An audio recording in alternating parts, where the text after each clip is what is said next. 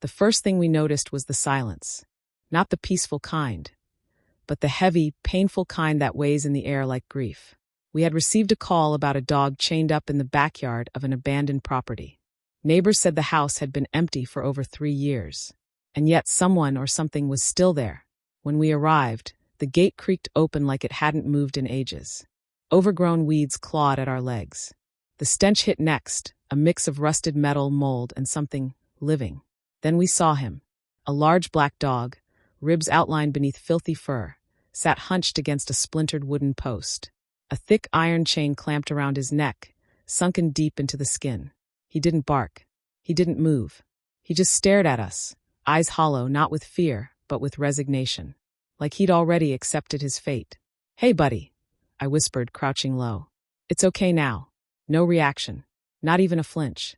Sarah moved slowly to the side, trying to get a better look at the lock. "This thing's rusted shut. God knows how long he's been here." We placed a bowl of water in front of him. He didn't touch it. Instead, he lowered his head. Too weak, too broken to hope. I felt something rise in my throat. Rage. Sorrow. Guilt. How many days had he sat here while life moved on outside that broken fence? How many nights had he listened to the wind and the rain with no one to comfort him? I pulled out the bolt cutters. Sarah steadied the chain. "Careful," she murmured. "He might panic." But he didn't. He just closed his eyes. With a heavy snap, the chain finally gave way. The sound echoed through the dead yard like a gunshot. For a moment, he didn't even realize he was free. He didn't move, didn't react, just blinked at us as if confused. Then slowly he tried to stand. His legs wobbled. He stumbled, then collapsed again. Sarah knelt beside him and gently stroked his side. "We've got you now," she said softly. "You're safe." Getting him into the van was a challenge. He couldn't walk.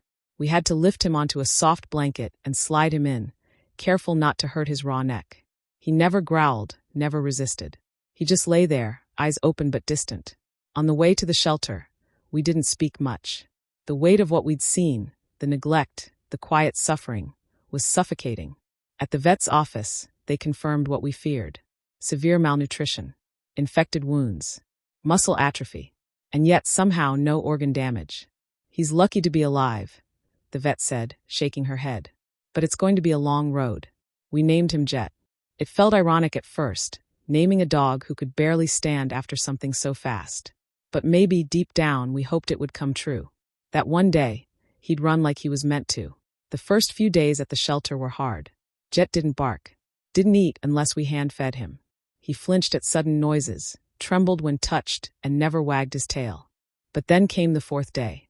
I walked into his room, like always, with a bowl of soft chicken and rice. He lifted his head, and for the first time, just for a second, his tail gave a tiny twitch. I froze. "Did you just wag at me, Jet?" I smiled. He blinked. It was small, but it was hope. A sign that behind those haunted eyes, a spirit still lingered. We began gentle physical therapy. Short steps, slow walks in the garden. He resisted at first, then began to lean on us for support. Each day, he grew a little stronger, a little braver. One morning, I opened the gate to the play yard and looked down at him. "You want to try it today, Jet? No leash. Just you." He hesitated. Then he looked at the open field and took a step, then another, and then he ran. It wasn't graceful. His legs were awkward, his pace uneven. But in that moment, he was flying. Ears flapping, mouth open, eyes wide with wonder. Tears blurred my vision. Jet was finally free. And that's when we heard the gate creak again. The same one from that old backyard. Only this time, it wasn't us opening it. It was someone else. And they were watching. / to be continued in Section 2. Jet stopped in his tracks. He turned back to me, ears pricked and chest heaving, eyes flicking toward the far corner of the shelter's perimeter fence. I followed his gaze. A figure stood just beyond the chain link, partially hidden by the tree line. Not moving, just watching. I stepped closer, my voice firm but not aggressive. "Can I help you?" The person shifted but didn't reply, then slowly turned and disappeared into the trees. Jet growled, a low, unfamiliar sound from a dog who had once been too broken to even bark. Back inside, I reported the incident. The shelter director promised to review the security footage and alert local authorities. But something about the visitor's silent departure left a pit in my stomach. Over the next few days, Jet's progress only grew more incredible. His coat began to thicken with life, his ribs slowly padded with healthy weight. And more than that, his spirit returned. He chased butterflies. He learned to fetch. He even barked when Sarah joked about stealing his treats. But I couldn't shake the feeling we were being watched. Then one night, the security alarm tripped. I arrived at the shelter with my heart pounding. The outer lock had been tampered with. Nothing stolen. But Jet's kennel door was wide open. He was gone. Panic swallowed me. I called for backup, ran through the shelter grounds with a flashlight, shouting his name over and over. Jet, buddy, where are you? No answer. No bark. Just wind and the distant sound of sirens as police arrived. Hours passed. Dawn began to bleed across the sky. Then I heard it, a faint rustle, a soft whimper. Behind the trash bins, curled up and trembling, was Jet. I fell to my knees. Oh my God, Jet! He didn't run to me. He just looked up with tired eyes, fear and sadness swimming in them. Someone had tried to take him, but he had broken free. We rushed him to the vet. No major injuries, just a bruised leg and scratched paws. But his trust, that fragile thread we had worked so hard to rebuild, was damaged again. For days he retreated. Wouldn't play. Wouldn't eat. He stayed pressed in the corner of his kennel, back to the wall, eyes darting to every sound. I sat with him every day. No words, just presence. Until one morning, I opened his kennel and instead of lying still, he came forward. Slowly, carefully. He put his head on my lap, just rested it there. And I knew we still had a chance. That week, we increased security. Cameras, locks, staff rotations. Jet never left our sight. One afternoon, Sarah walked in holding an envelope. You need to see this. Inside was a photo, Jet, chained in that backyard. Taken months ago. And a note written in smudged ink. He was mine. And he will be again. My blood went cold. We turned everything over to the police. They launched a full investigation, treating it as a threat. But without fingerprints or leads, there wasn't much to go on. Still, we refused to let fear win. Jet kept healing. And this time, his progress was deeper. Not just physical, but emotional. He began to trust new faces. Volunteers. Children on field trips. Elderly visitors. One day, we brought him to a local outreach event. Dogs from the shelter meeting potential adopters at the city park. I was nervous. He hadn't been in public since the break-in. But Jet, he strutted through that park like he owned it. Tail high. Ears perked. Confidence in every step. People stopped to pet him. He let them. One little girl even kissed his nose. And for the first time in months, he wagged his tail at strangers. Then a boy named Ethan approached with his father. Ethan was quiet, eyes wide with wonder. Can I pet him? He asked. Sure, I smiled. His name is Jet. Jet lowered his head, sniffed Ethan's hand, then leaned into his side. Ethan grinned. Dad, I think he likes me.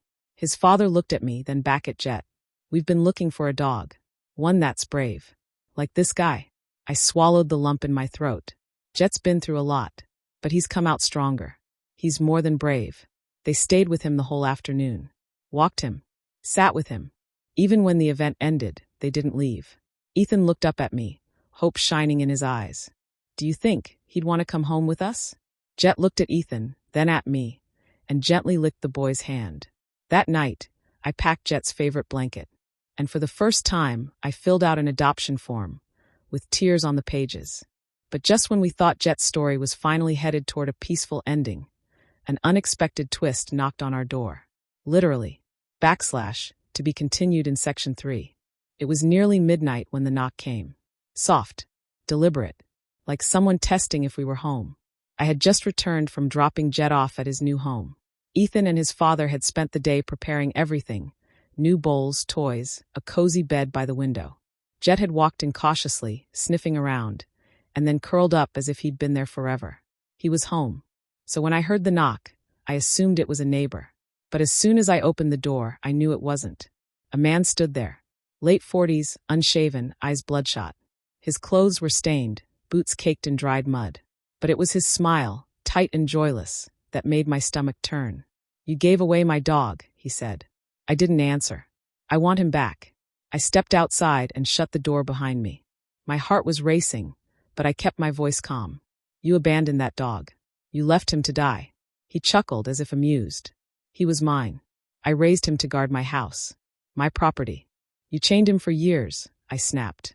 He nearly starved. That's not raising, that's torture. He took a step closer. You don't understand.